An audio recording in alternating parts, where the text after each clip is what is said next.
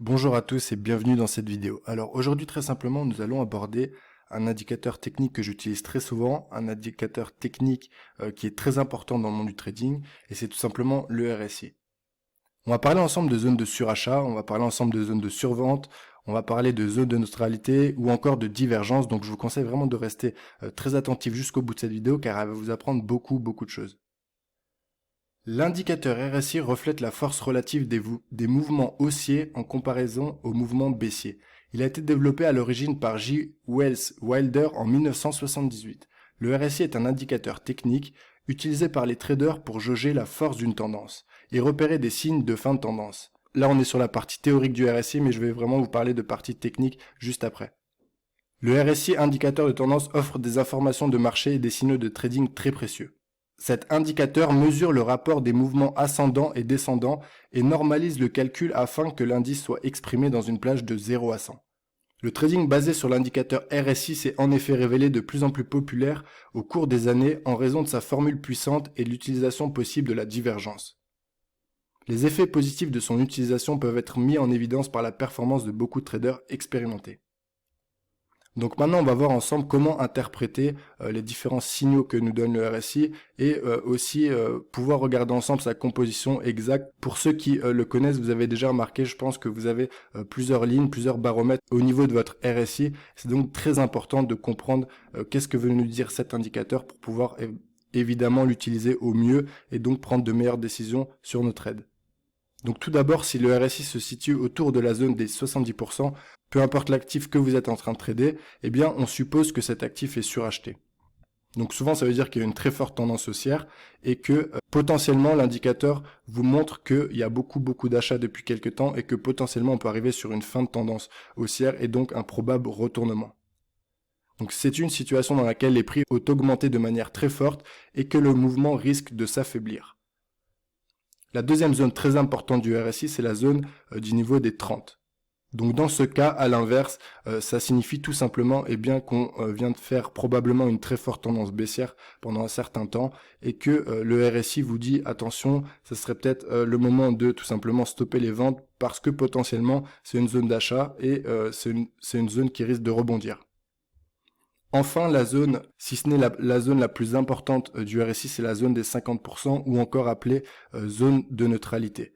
Donc en général, cette zone, eh bien, quand on sera dans une tendance haussière, elle fera office de support, c'est-à-dire que dès que le prix redescendra un petit peu en retracement au niveau de cette zone de RSI, eh bien, le marché aura tendance à rebondir. Et inversement, dans une tendance baissière, eh bien, ça fera office de zone de résistance. Pour moi, le gros avantage d'utiliser le RSI dans son trading de tous les jours, cet indicateur en fait va pouvoir vous permettre de déceler des retournements de tendance qui n'ont pas encore eu lieu sur le marché. Donc c'est-à-dire que vous allez pouvoir vraiment anticiper grâce à ce qu'on appelle les divergences. Donc ça peut être une divergence haussière ou même encore neutre. Eh bien, en fait, ces divergences vont être montrées sur le RSI, il faut savoir les lire, il faut apprendre à les lire, et de cette façon, on va pouvoir prendre de l'avance, en fait, si vous voulez, sur tous nos compétiteurs, sur tous nos adversaires, sur les autres investisseurs, et on va pouvoir vraiment prendre le début des nouvelles tendances qui sont en train de se mettre en place, mais qui sont vraiment juste aux prémices. Donc, ça va en fait vous permettre de pouvoir prendre une grosse partie du mouvement, peut-être que vous n'auriez pas réussi à prendre si vous aviez attendu des signaux complémentaires un peu plus haut ou un peu plus bas, là où tout le monde serait rentré. Donc la divergence en premier temps, elle permet d'anticiper un retournement de tendance court terme ou long terme, c'est ce que je viens de vous expliquer. La divergence est utile pour anticiper un retournement de tendance, mais si, admettons maintenant, vous êtes dans une tendance depuis quelques jours, vous êtes à l'achat sur un actif et que en unité de temps daily, on peut apercevoir sur le RSI une divergence à la baisse, eh bien c'est peut-être le moment de se dire aussi de sortir de ces trades. Ça veut dire que ça peut vous permettre d'attaquer, mais aussi de défendre vos positions et de ne pas en fait laisser le temps au marché de tout retracer. Donc avant on a parlé des zones de surachat et de survente, maintenant on va vraiment s'intéresser en profondeur sur la zone de neutralité des 50% parce qu'elle est très importante et comme je vous l'ai dit, elle permet de faire office de support et de résistance sur vos trades. À noter que c'est comme pour vos patterns graphiques, un indicateur, qu'il soit le RSI ou autre, sera toujours plus pertinent quand il vous donnera des signaux sur les grosses unités de temps. Donc quand je dis grosses unités de temps, ce sera toujours à partir du H4 et plus haut. En général, avec cette zone de neutralité, on peut suivre une tendance. C'est-à-dire que si une tendance à la hausse se met en place, eh bien à chaque fois que le prix retracera un peu et donc sur le RSI ça se traduira par un retracement aussi, eh bien à chaque fois qu'on s'approchera de cette zone de neutralité, tant qu'on est en tendance à la hausse, on ne cassera jamais les 50%. Et le signal viendra, pour ceux qui aiment trader les retournements, une fois seulement qu'on aura cassé cette zone.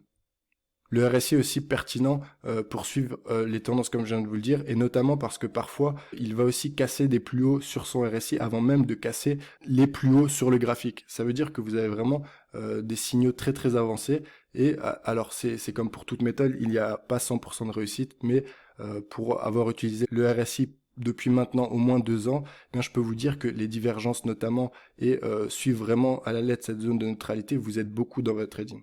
J'utilise jamais uniquement le RSI pour entrer dans un trade, ce sera tout le temps une grosse confirmation à mon idée de base. Donc je vais faire mon scénario, je vais avoir mes patterns graphiques et ma méthode bien précise, et puis le RSI va me permettre vraiment d'additionner un signal positif à mon raisonnement pour pouvoir entrer en position.